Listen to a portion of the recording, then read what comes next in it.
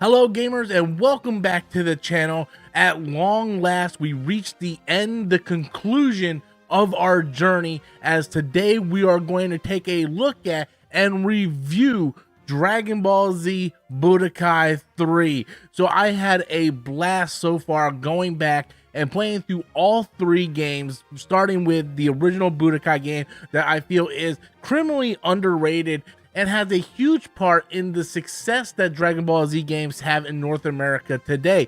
Dragon Ball Z Budokai 2 tried to do something completely different. I personally don't feel like it worked at all, but I do commend them for trying to do something different. They could have easily just took what worked in the first game and just rehashed that, adding in the Buu Saga as the next installment, which me personally, I think that would have been a better way to go about it. But, you know, you have to commend them for taking chances. The one thing we can say as being fans of both video games and the Dragon Ball Z games is when you look back at all the Dragon Ball Z games, they really take a chance on each game. And that brings us to none other than Budokai 3, the final installment in the Budokai trilogy. So as you can see, they went with a very simple cover this time. It's basically just Goku doing the Dragon Fist, where you look at the other covers from the first two games, and there's a lot going on these covers. We see Goku, Cell, Vegeta, Piccolo, and over here we got Gotenks, Goku doing a Spirit Bomb, Buu in the background, and Vegito. I think this, out of all the covers, is probably my favorite cover because I like the metallic silver in it. It's one of the highlights. Unfortunately, the game kind of let me down. But when you look at Budokai 3, they really simplified the cover, and that's not necessarily a bad thing. Sometimes less is more, if that makes any sense. And I really like the overall presentation of the game. So I was flipping through the booklet as I was getting ready to replay this game on my live streams for the review, and I noticed that once again the manual is in color. And that kind of like dawned on me, like, wow, the manual is in color. And you might be thinking to yourself, well, why is that a big deal, Rob? Why do you care if the manual is in color? It's not really a big deal, but it kind of tells me a little something. Let me explain. So when you look at all three manuals, the first manual is in color. They do a great job in color, kind of giving you breakdowns on the modes, the different controls, all that great stuff. Fantastic manual.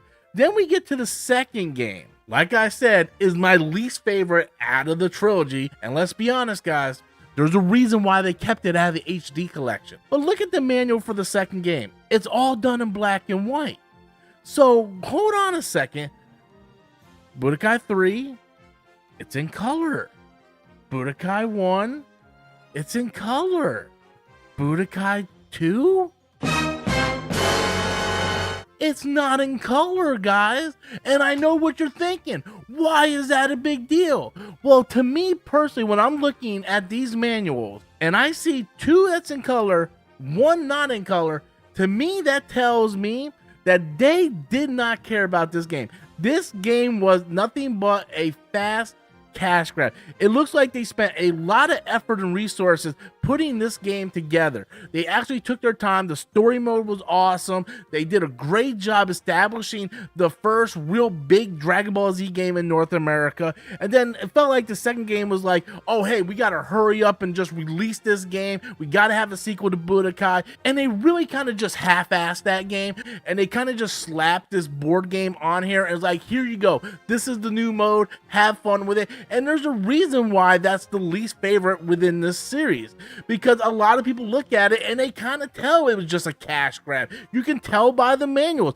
Now, I'll fully admit, that might be me just looking too deep into things. It might not necessarily be important to a lot of people, but when you look at it and you look how great that first game was, and then you look at some of the things that they did with Budokai 3 with the new Dragon universe and being able to fly around and do all kinds of new things in the game, it really felt like the bookend of these games were the games they cared the most about. It was like, this was a great game establishing everything, and this was a great closure, and they all do something very different and unique. That's what I like about the series. They all do something very different and unique, but there's no doubt that this game and this game had the most attention and care put into them. And this is sort of like the redheaded stepchild that no one really likes, who kind of just gets shoved underneath the stairwell like Harry Potter.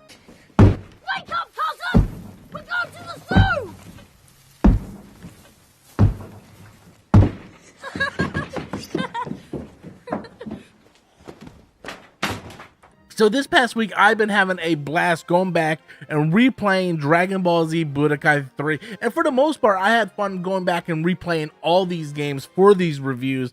And I really had fun just falling in love with the series again. Budokai 3, I remember when it was released, I had a lot of fun playing this game. I picked it up in 2004 when it was released and just had a lot of fun playing the Dragon Universe, which is the new story mode, which I think does a really good job of taking the elements of the first game where the first game is just replaying parts of the series up to the end of the Cell Saga. They wanted to do that, but they didn't go with the cinematic cutscenes. Instead, it's all open world, and you can do different things within this open map.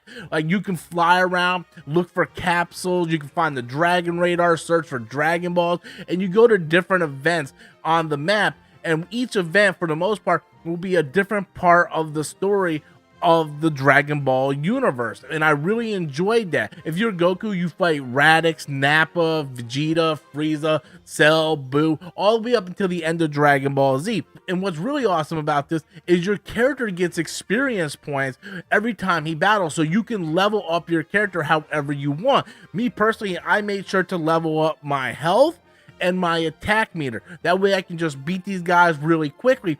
And I like the fact that you have variety of how you want to do this. It makes the game instantly replayable. And the reason why this game is more replayable than the previous two games is because of this Dragon Universe game mode. Because not only do you beat the game through the eyes of Goku, when you finish the game, you can go back and you can play the game through Vegeta, because each Z fighter fought different people and experienced different events throughout the Dragon Ball Z universe. Like, Piccolo fought in Perfect Cell. Goku never fought in Perfect Cell. So that's a different experience. It's different experience for each individual character, and that made it infinitely replayable, and I enjoyed that. Whether you're looking for the Dragon Balls, whether you're looking for secret characters, there are events that happen throughout the game that you can unlock secret characters like Cooler. I was able to find Cooler in one of my missions, and I was able to play against him, beat him, and then when you beat him, you unlock him. And you can do that with many different characters, whether it be Omega Shenron. You can do that to unlock Super Saiyan 4 Goku. I tried to unlock those characters. I could not find those characters. I played through Goku story mode at least 5 to 6 times on live stream, and I wasn't able to unlock Super Saiyan 4 Goku. I would have to spend more and more time doing it. You have to do certain series of events. You have to be successful with the Spirit Bomb against Majin Buu at the end, and I wasn't able to pull it off. I keep pulling the move off, but Buu keeps beating me with that stupid meter, and I wasn't able to pull off the move successfully in order to unlock other characters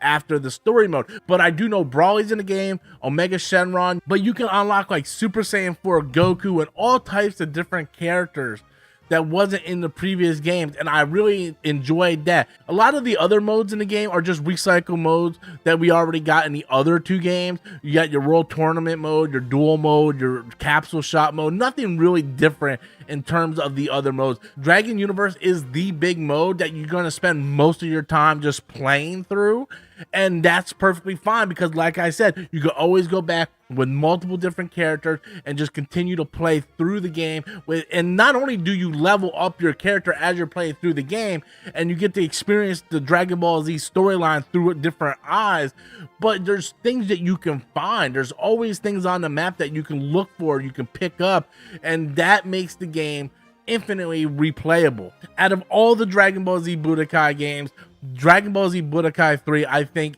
was the funnest one to play. Like, I was super excited to jump back into live stream because I remember having so much fun back in 2004 when I picked up the game. I remember I just spent a lot of hours doing the same thing that I was doing on stream, which was just going through the universe and grinding with these characters to unlock other characters. And to me, that's fun. To me, that's relaxing. A lot of people might look at that and be like, oh man, that's kind of boring.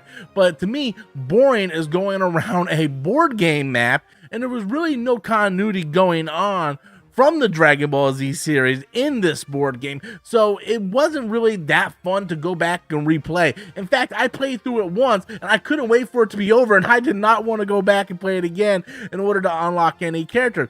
Budokai 1 I really enjoyed because it was a reenactment of the series. It really brought that cinematic level from the series, but Budokai 3 tried to do something different. I really commend them. They're like, hey, we're not going to worry about all these fancy cutscenes and whatnot. We're going to give you voice acting dialogue. We're going to have these stills. You're going to get a very good idea of what the story is, because we're going to reenact the story, but we're going to do it through voice acting, visual pictures, and the battling system itself.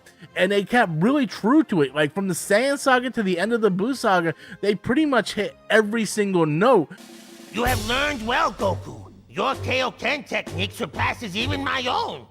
But don't overuse it, and never go higher than 2 times power. Do you understand? Sorry, but even 2 times power might not be enough to beat the opponent I have to face. On a side note, one thing I did notice was the fact that they kind of glossed over Goku fighting Android 19 and Android 20, and they kind of just glossed over the heart virus thing altogether. Now, I know they were going through the main beats of the story, but I think it would have been really cool if Goku at least fought Android 19, because that was a huge fight. That was his first big fight after he came back from Namek. So they kind of glossed over that. That's not a deal breaker by any means. It was like, oh, they completely just left out Android 19 and Goku's battle on Earth, but it is what it is. That's just me being a fan and me just kind of noticing it, but newcomers will pick it up, and a lot of people I think will probably just not even notice it altogether. But I had a blast playing this game. I had a blast playing all 3 games. I really did. Like, all 3 games are great. Even Budokai 2, as much crap as I give that game, I commend that game. They got rid of the 3D art style from the first game. They went over to the cell shaded art style, which I think looks much better. They also introduced like the fusion and all that great stuff. So Budokai 2 does have its place within this series, even though to me it's the least best out of the 3.